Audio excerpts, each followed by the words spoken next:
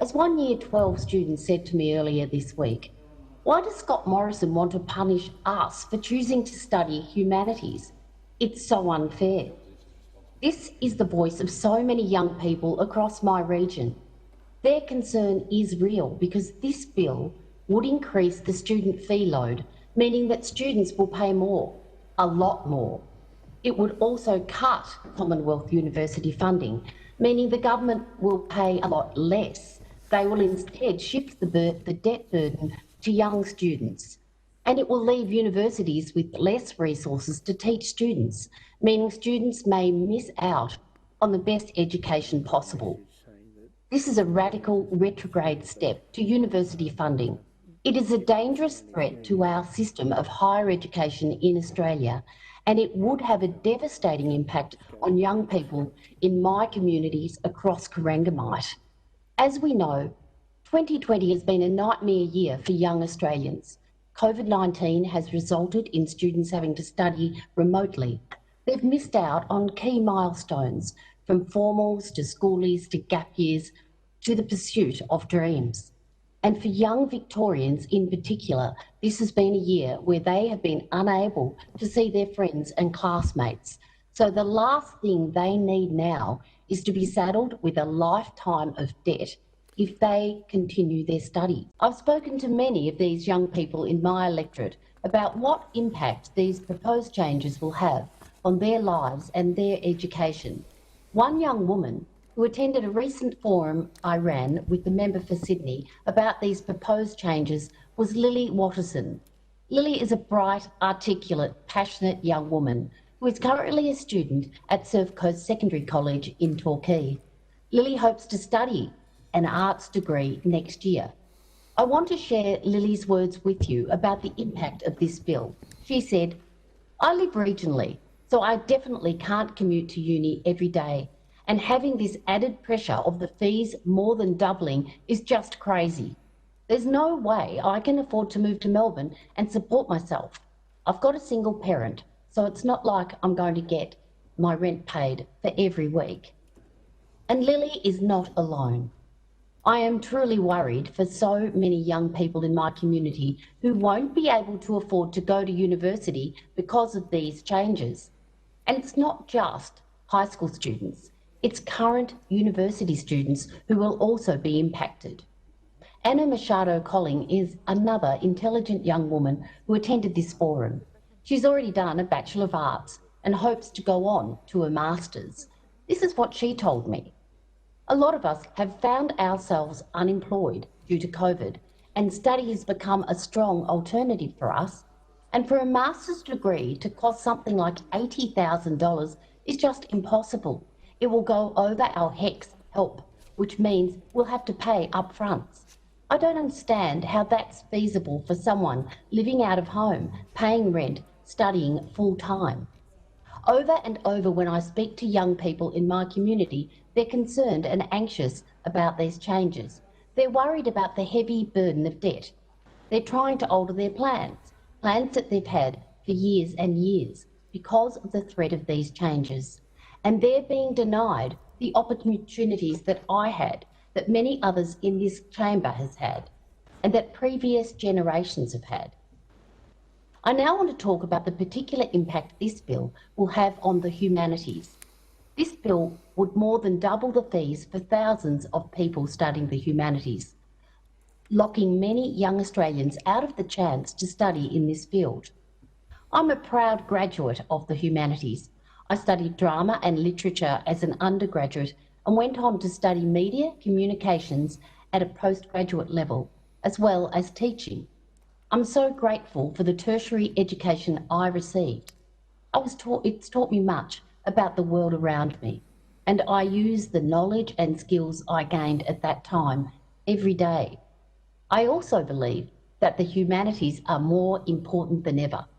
The big problems we face right now, declining trust in our political system and our institutions like this Parliament, inaction on climate change, income inequality and injustice.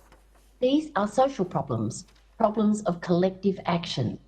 And it is the humanities which equip us to deal with these social problems. As Robert French, the Chancellor of University for Western Australia and former Chief Justice of the High Court, has said, humanities is the vehicle through which we understand our society, our history, and our culture.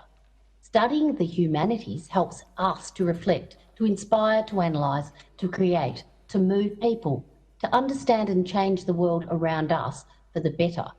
Importantly, studying the humanities also helps young people get jobs, good jobs, rewarding jobs, well-paid jobs in the modern workforce.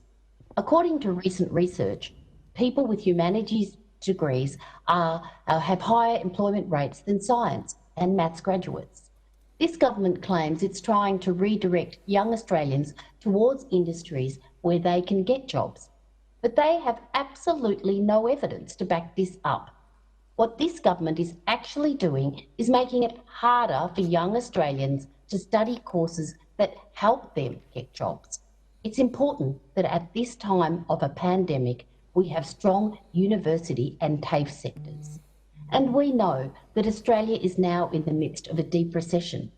I cannot think of a worse time for this government to be making it harder for young Australians to study the humanities. I urge the government to move beyond this petty attack on the humanities and think about creating jobs and opportunities for our next generation. Give young people hope for the future and stop punishing them. One of the aspects of this package that I find particularly troubling is the significant impact it will have on regional areas like mine. The government has said they want to help more young people in regional areas, but this bill won't actually leave regional, rural and remote universities, their staff and their students better off. It will leave them worse off. This is because regional universities deliver a greater proportion of fees of courses that will have a funding cut compared to non-regional universities. And because under the government's proposal, nearly twice as many regional and remote students will have to pay the highest rate of student fees. Now, I am proud to represent regional Victoria. Parents in my community want their children to have the opportunity to go to university. They know that getting a great education is a ticket to a great job and a lifetime of opportunities for their kids. They do not want to see their children priced out of an education. This legislation will also have serious implications for university jobs, particularly in regional areas. Universities support 14,000 jobs in regional Australia. They support jobs in my electorate at Deakin University. Funding cuts to regional universities will mean fewer jobs in our regions, for academics, for support staff, for administrators and service providers. Deakin has already flagged that 400 jobs will go due to the pandemic. I'm fighting hard to try and keep these jobs, to keep these people's livelihoods. And I will continue to oppose bad policy that results in fewer jobs in my electorate of Corangamite. The Morrison government likes to talk a big game on supporting the regions, but time after time after time, from changes to broadcasting to cuts in services and now these dangerous changes to higher education, this government has let us down. I'm proud of Labor's record on education in regional areas. Labor's policies in government saw enrolments of students from regional and remote areas increase by 50%. I don't want to see that go backwards. In closing, this bill is cruel, it is unfair and it is bad policy. It cuts billions from the sector while doing nothing to help young people get into high priority courses and jobs. It will make thousands of students pay more than double for their qualification. And it will continue the Liberals' track record on years of neglect and cuts to our higher education sector. The young people in my communities that have had a chance to meet and talk to me about this bill are so passionate. They're so clever and they're so articulate. They want to study at university. They want to get good jobs. and they want to contribute to our community. I feel so much for them, not just because of the big challenges they've faced this year, but because this government, the Morrison government, is planning to make their future so much harder. As a mother of two daughters, aged 17 and 18, I've seen firsthand just how tough this year has been for our younger generation. Studying at home, coming home from university, having to study online, it is very challenging. For all those young people in my community who might be following along this debate, I want them to know that I hear you, I stand with you, and Labor will fight for you. Thank you.